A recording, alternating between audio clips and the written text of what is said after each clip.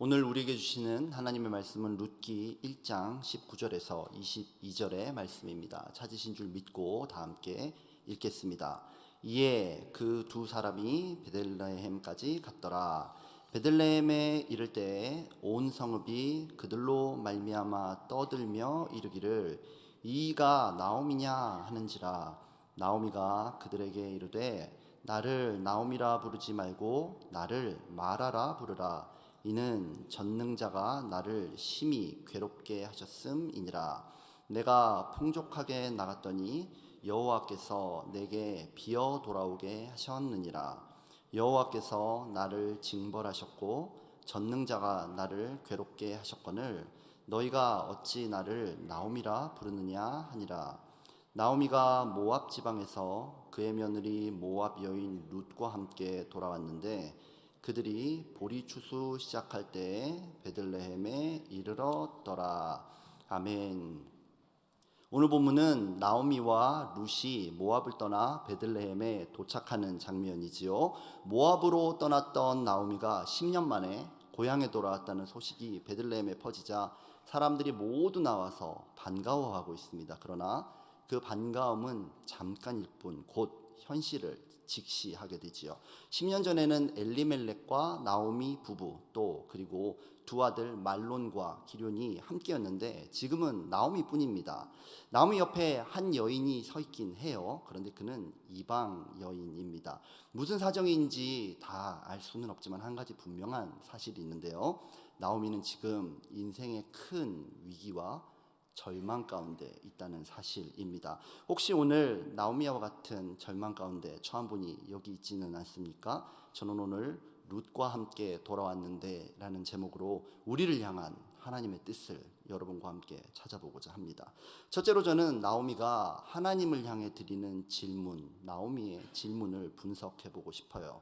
베들레헴 사람들은 나오미를 보자 이 사람이 나오미가 아니냐 이렇게 외칩니다.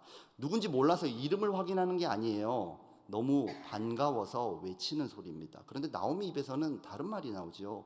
나를 나오미라고 부르지 말아라.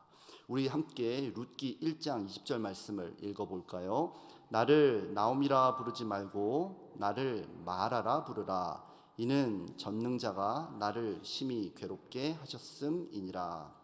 나오미는요 자신을 마라라고 부르라고 합니다. 나오미란 이름은 기쁨이라는 뜻이고요. 마라는 쓰다, 그러니까 이제 먹는 맛이 쓰다 이런 뜻을 지니고 있습니다. 나오미가 자기의 좋은 이름을 놔두고 마라라고 불러달라는 이유는요 전능자가 자신을 괴롭게 했기 때문이다 이렇게 설명하고 있죠.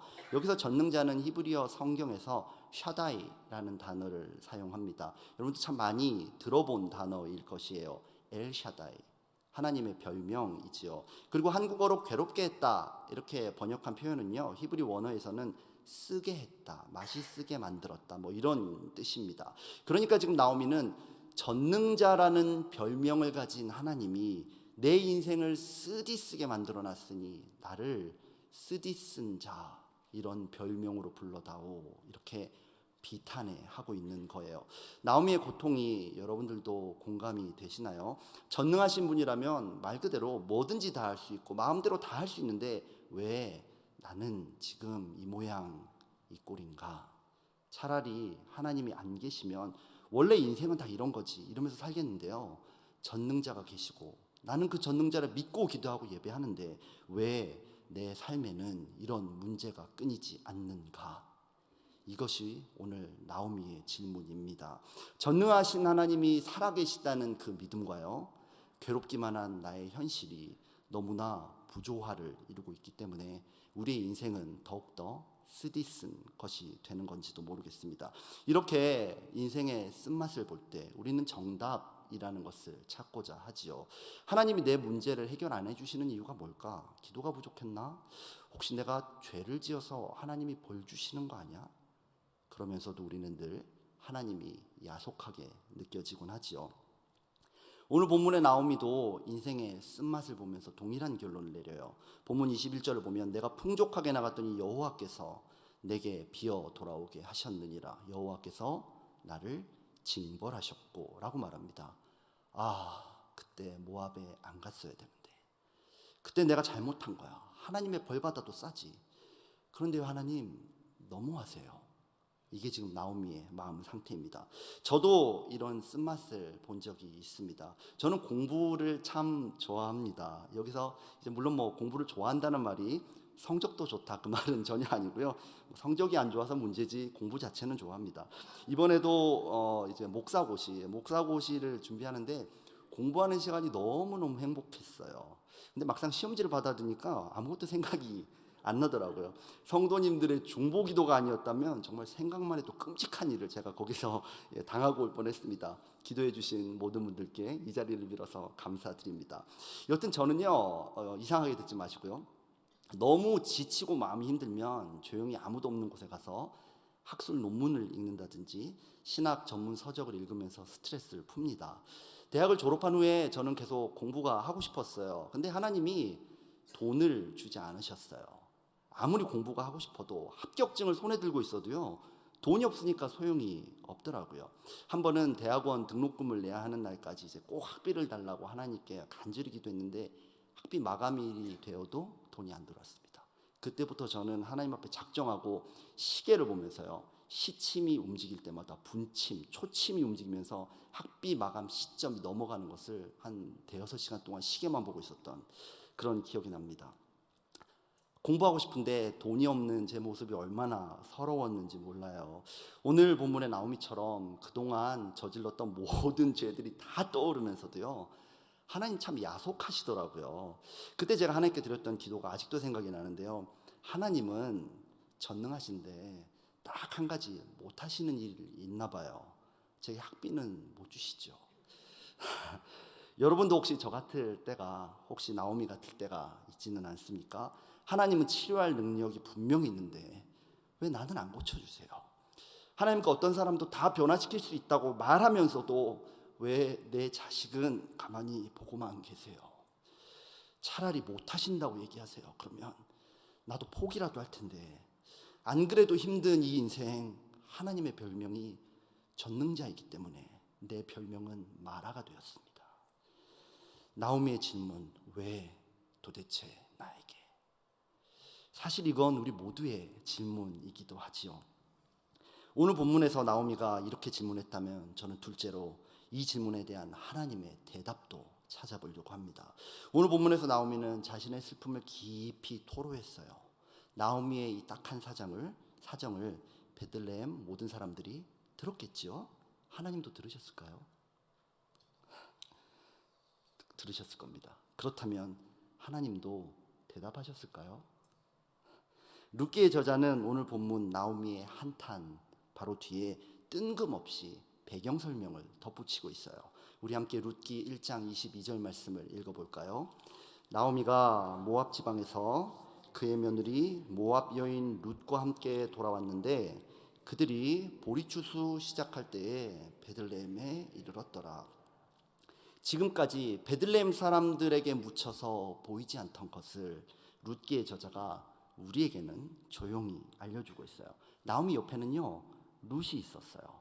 그리고 그들은 보리추수 때 도착했다고 설명합니다. 저는 이 구절이 나오미의 눈물을 향한 하나님의 대답처럼 느껴집니다. 모든 것을 잃어버린 나오미에게는요, 그를 사랑하고 그를 돌봐주기 위해서 자신의 모든 것을 버린 룻이 있었습니다. 나오미는 지금 룻을 보지 못하고 있지만 하나님은 룻을 보고 계세요. 나오미는 본문 21절에서요, 여호와께서 내게 비어 돌아오게 하셨느니라 라고 했지만 하나님은 바로 다음 구절 22절에서요 룻과 함께 돌아왔는데 라고 하십니다. 나오미는 나는 다 잃어버렸다. 그런데 하나님은 너에게는 룻이 있다 라고 말씀하시고요, 나오미는 나는 망했다. 그런데요, 하나님은요, 나는 이제 이 추수와 함께 새 일을 시작할 것이다 라고 분명하게 말씀하고 계신 줄 믿습니다. 나오미, 너 혼자 아니야. 룻이 함께 있어. 난 이제 룻이라고 하는 보잘것없는 한 모압 여인을 사용할 것이고 천민의 음식 보리추수, 그것을 통해서 새 일을 행할 것이다 라고 말씀하시는 것입니다. 그리고 이제 우리는요, 룻기 2장부터 하나님이 준비한 놀라운 일들을 보게 될 것입니다. 저도 그랬어요. 공부에 대한 희망이 다 끊어지고 모든 것을 포기했을 때 하나님은 그때 저를 주의 종으로 부르셨습니다. 공부. 학비. 그러고 있는 저를 향해서요, 하나님은 좋은 학교를 소개해 주시거나 돈을 주시기 전에 하나님의 뜻을 먼저 보게 하셨어요. 그 사명을 바라보지 못할 때는요, 너무 절망적이었고요, 슬프고 괴로웠는데요, 사명이 보이자 그것에 눈을 뜨자 모든 문제를 뛰어넘는 믿음과 희망이 생겼습니다. 그리고 지난 4년간요, 학비는 물론 책값, 학교 가는 데 필요한 교통비까지, 심지어 저녁 늦게 공부하기 위해서 필요한 커피값까지 전부 다 공급해 주시는 하나님, 많은 분들의 기도와 사랑 가운데 공부할 수 있었습니다. 단순히 돈이 채워진 게 아니었어요. 루처럼, 또 보리떡처럼 부족한 저에게, 또 저에게 주신 사명을 공감하시는 많은 분들이 베풀어 주시는 사랑, 특별히 따뜻한 손편지, 그리고 격려의 말씀, 기도를 통해서 제 사명은요, 학비가 아니라요, 하나님이 주신 뜻으로 충만해졌습니다. 나오미가요, 고통 중에 한탄하고 있을 때 하나님은 룻을 통해서 새 일을 행하셨고요, 그 하나님은 저의 하나님이었기 때문에 또한 오늘 여러분들의 하나님인 줄 믿습니다. 우리의 인생이 마라에 쓴 인생이 되는 진짜 이유는 무엇일까요? 하나님이 응답하지 않으셔서일까요? 아닐 겁니다. 하나님께서 우리를 위하여 준비하신 룻을 내가 보지 못하고 내 처지, 형편, 문제만 보고 있기 때문이에요. 오늘 여러분들은 혹시 어떤 절망을 만났습니까? 내가 의도하지 않은 부조리한 환경과 상황 때문에 피해를 입고 계십니까? 그럴 수 있어요. 아니면 여러분들이 죄를 지었기 때문에 그 고통을 스스로 자초했습니까? 그럴 수도 있어요. 마치 이 모든 상황이 하나님께서 나를 치시고 징벌하시는 것처럼 느껴지십니까? 그럴 수도 있습니다. 그런데요, 중요한 건 그게 아니에요. 그걸로 끝이 아니라는 것이 중요합니다. 하나님은요, 우리가 어떤 죄인이든지 어떤 절망에 빠져 있다 할지라도 얼마든지 무엇을 사용해서라도요, 우리 인생에 새 일을 행하시는 분인 줄 믿으시기 바랍니다. 우리 인생을 역전시키기 위해서요, 필요한 모든 것들을 하나님은 이미 갖고 계시고요, 이미 우리에게 주신 줄 믿습니다. 우리에게 가장 중요한 건요, 우리 인생의 가장 어두운 지금, 너 나오미 아니니? 세상 사람들의 소리를 듣는 것이 아니고요, 나는 마라입니다, 내 소리를 듣는 게 아니고요, 바로 하나님의 소리를 듣는 거예요. 그 하나님의 소리는 뭐냐면요, 룻과 함께 돌아왔는데, 오늘 우리는 룻을 통해 일어날 기적의 시작점에 서 있습니다. 나오미를 위해 자기 고향을 버리고 베들레헴에 온 룻을 통해서 하나님의 새 일은 이제 시작될 것입니다. 우리에게는요, 하늘의 본향을 버리고 우리를 위해서 작고 작은 베들레헴에 오신 예수님이 계십니다.